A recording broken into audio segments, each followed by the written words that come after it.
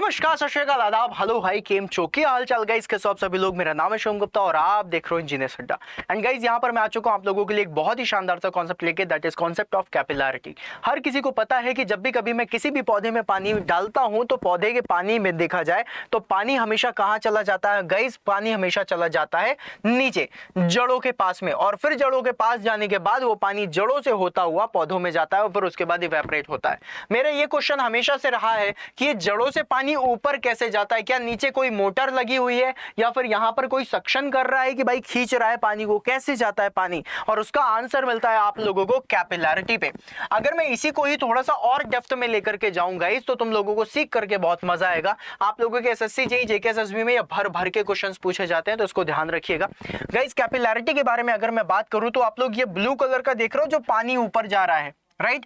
ये blue colour का पानी ऊपर जा रहा है। इसी को ही अगर मैं जूम करता हूं तो ये क्या है? जड़ें हैं। और इन जड़ों से ये जो तुम मॉलिक्यूल्स दिख रहे हो ना, जो पार्टिकल्स होते हुए जा रहे हैं, ये इस तरीके से पानी चढ़ता हुआ चला जाता है। और ये जाता है because of the difference between adhesion and cohesion. जब भी कभी आप लोगों का अधेशन से ज्यादा हो जाता है कोहेशन से, तो कैपिलरी राइज दिखाई देता है।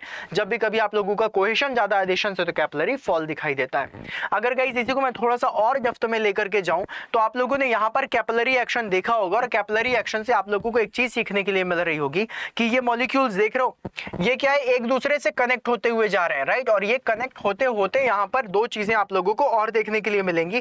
पहली चीज ये देखने मिलेगी कि ये जो गाइस कनेक्ट होते हुए जा रहे हैं, ये आपस में कनेक्टेड है, मतलब कोहेशन भी दिखा रहे हैं, और साथ में ये लोग इस वॉल से भी कनेक्ट हो रहे हैं, मतलब अधेशन भी दिखा रहे हैं। अब इस केस में आप लोग जानते हो कि जो आप लोगों का अधेशन है, that is greater than cohesion.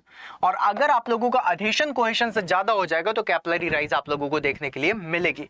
आप लोगों ने हमेशा ये डायग्राम देखा होगा, मैं आप लोगों को इस डायग्राम से दिखाना चाहता हूं कि आप लोग फील करो गाइस, छोटे से छोटे पार्टिकल को फील करो कि किस तरीके से पानी के अंदर इस तरीके से आपस में कनेक्टेड हैं। अब क्या हो रहा है? इस ग्लास के आने की वजह से जो पार्टिकल्स हैं अधेशन फील कर रहे हैं। अब देखो ये वाले में समझना बहुत इंपॉर्टेंट, ये वाला पार्टिकल कनेक्टेड है, राइट? ये वाला पार्टिकल जो कनेक्ट हो रहा है, ये किसके साथ हो रहा है? वॉल के साथ। मतलब यहां पर क्या दिख रहा है? अधेशन। और ये वाला पार्टिकल आपस में भी कनेक्टेड है, मतलब क्या दिख रहा है? कोहेशन दिख रहा है। मतलब यहां पर कोहेशन और अधेशन दोनों चीजें आप लोगों को देखने के लिए मिलती है। This is one of the best thing जो आप लोग पार्टिकल में, मॉलिक्यूल्स के अंदर जाकर के सीख सकते हो गाइज। इसमें आप लोगों ने एक चीज और पढ़ी है, दैट इज इसका फॉर्मूला, राइट? अब गाइस जब भी कभी तुम फॉर्मूले के बारे में जाओगे तो फॉर्मूले में देखोगे इसका फॉर्मूला होता है that is 4 sigma cos theta upon rho into g into d, right? ये जो फॉर्मूला है, यही फॉर्मूला आपका कैपिलरी राइज के लिए यूज होता है। यही फॉर्मूला है जो आप लोगों का कैपिलरी फॉल के लिए यूज होता है। इसी फॉर्मूले के बेसिस में तुम लोग सारे के सारे आंसर्स देते हो, राइट? गाइस यहां पर अगर मैं आप लोगों से बात करूं, इसको समझना, जब भी कभी कैपिलरी राइज होगा तो यहां पर मिनिस्कस दिखाई देगा। मिनिस्कस जानते हो क्या है? आप लोगों ने देखा होगा, कभी भी ग्लास में पानी भरो, तालाब में देखो, नदी में देखो, हमेशा पानी स्ट्रेट होता है। कैपिलरिटी में ही आप लोग देखोगे कि जब भी कभी पानी ऊपर चढ़ रहा है तो देखो साइड में क्या है? अधेशन है, तो साइड से ऊपर चढ़ता हुआ जाता है और बीच में आप लोगों का अधेशन कम हो जाता है, कोहेशन ज्यादा हो जाता है, तो ये जो कर्व है ये बन जाता है। इस कर्व को मेरे लाल हम लोग साइंटिफिक टर्म में बोलते हैं मेनिस्कस। क्या बोलते हैं? Meniscus, right? ओके। अब गाइज ये जो मेनिस्कस बनता है, अगर मैं इस कर्व को इस तरह वर्टिकल लाइन और इस लाइन से आगे बढ़ा दूं तो यहां पर मुझे क्या मिल जाता है? थीटा।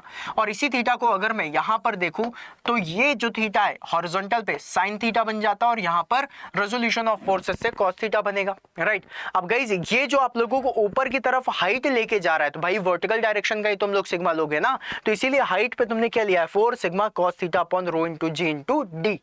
एक्चुअली ये जो रो जी डी आप लोगों ने लिया हुआ है ना, ये वही वाला फॉर्मूला है जो आप लोग देखते हो यहाँ पर, जो चीजें सीखते हो, और एग्जैक्टली इसी से ही आप लोगों का आंसर आएगा। तो आई होप आप लोगों को ये चीज समझ में आ गई होगी कि किस बेसिस में तुम्हें आंसर देना है और एक्चुअली में कैपिलैरिटी क्या होती है। इस थीटा का बहुत ज्यादा महत्व है गाइस। अगर मैं इसी में कैपिलरी फॉल दिखाता तो ये जो मेनिस्कस अपवर्ड बन रहा है, ये मेनिस्कस डाउनवर्ड बनता, और इस केस में कोहेशन ज्यादा हो जाता, और कोहेशन ज्यादा होने की वजह से ये जो मेनिस्कस है ये इस तरीके से कॉन्वेक्स बन रहा है। इस मेनिस्कस को हम बोलते हैं कॉनकेव मेनिस्कस। ये जो मेनिस्कस है इसको हम बोलते हैं कॉन्वेक्स मेनिस्कस। अब बोलोगे सर जी अगर कैपिलरी फॉल होगा तो फॉर्मूला क्या होगा? सेम होगा। भाई हाइट है, तुम इधर से लेकर के इधर तक की हाइट निकाल लो तो भी सेम फॉर्मूला, तुम इस सरफेस से नीचे की हाइट निकालो तो भी same formula. It depends only and only about the height. ये सिर्फ और सिर्फ मैग्नीट्यूड में वर्क करेगा, एंगल तुम्हें पता होना चाहिए, तुम आराम से आंसर निकाल सकते हो, राइट। ओके गाइज, अगर मैं आप लोगों से बोलूं कि कॉज की वैल्यू 1 कब होगी, कॉज की वैल्यू 1 कब होगी 0 डिग्री पे, तो अगर मैं यहां पर कॉज 0 रख दूं तो इस कॉज की वैल्यू को मैं 1 कर दूंगा, और जैसे ही मैं 1 करूंगा यहां पर h की वैल्यू आ जाएगी, that is 4 sigma upon rho G D, क्योंकि कॉस थीटा तुम्हारा 1 हो जाएगा, क्योंकि थीटा की वैल्यू तुमने 0 डिग्री रख दी, मतलब यहां पर कोई मेनिस्कस देखने ही नहीं मिलेगा। इस चीज को याद रखिएगा। चलिए आगे बढ़ते हैं।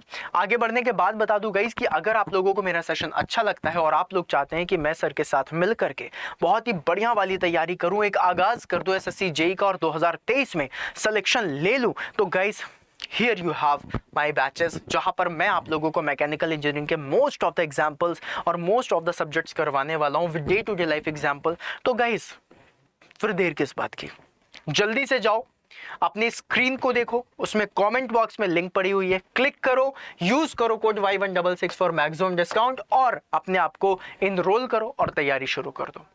अगर सेशन अच्छा लगा हो, इंफॉर्मेशन अच्छी लगी हो तो सेशन को लाइक करके जाना। मिलेंगे फिर अपन नेक्स्ट सेशन में, तब तक के लिए बाय बाय।